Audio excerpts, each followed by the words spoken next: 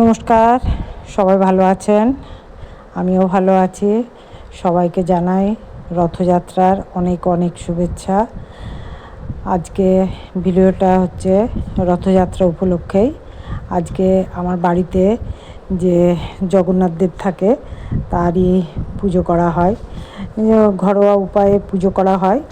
জগন্নাথ দেবকে একটা পিঁড়ির মধ্যে, যে পিঁড়িটাতে আমার সত্যনারায়ণের পুজো হয় সেই পিঁড়িতেই আসন পেতে জগন্নাথ দেবকে রাখা হয়।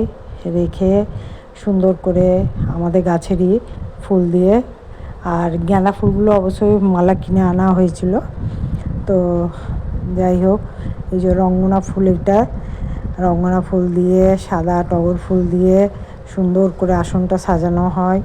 আসনটা সাজিয়ে তারপরে গাঁদা ফুলের যেহেতু মালা কিনে আনা হয়, সেই জন্য গাঁদা ফুল দিয়ে ছোট্ট ছোট্ট করে তিনজনার তিনটে এই যে মালা করে দিয়েছে।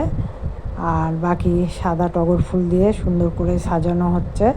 একটা ঘট পাতা হয়, ঘটে স্বস্তিকের চিহ্ন দেওয়া হয়। আর আম পল্লব দিয়ে এই যে লাল রঙ্গনা ফুল দিয়ে ঘরটা সাজানো হয়। যাই হোক, একটু মিষ্টি, একটু কলাকেন্দ্র এনে দেওয়া হয় ঠাকুরকে, মিষ্টি জল দিয়ে।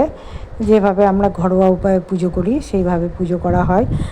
আর সেদিনকে মানে রথযাত্রার দিনে পড়েছে বৃহস্পতিবার, তার আগেই আমি বৃহস্পতিবারে পুজো করেছি, ঘট পেতেছি। তারপরেই জগন্নাথ দেবের পুজো শুরু করা হয়েছে। এই যে আরতিও হচ্ছে, কর্পূর দিয়ে আরতি করা হচ্ছে। যাই হোক, যেরকম আমরা করি প্রত্যেকবার সেইভাবেই করেছি। আর এই রথের দিনটাই আমরা কী বলে, নিরামিষ তো খাই, তার সাথে ভাতটা খাই না। আমরা লুচি করি, লুচি করে লুচি তরকারি, মানে নিরামিষ তরকারি আর কি। তো আমি লুচিটা, আমার তো দেখতে পাচ্ছেন লুচিটা আমার চলছে। লুচি, তার সাথে করেছি কুমড়োর তরকারি, করবো আর কি, করবো। তরকারি কাটা হয়ে গেছে আমার, কেটে লুচি করতে এসেছি। এবারে লুচি হয়ে গেলে তরকারিটা বসাবো। এই যে পাঁচফোড়ন দিয়ে, একটু তেল দিয়ে, একটু নুন মিষ্টি, এই কোনো মশলা থাকে না। তো এই তরকারি। আর ঘরে সন্ধ্যাবেলায় জগন্নাথ দেবকে ধূপ দেখিয়ে আমরা একটু বাইরে গেছিলাম রথ দেখতে।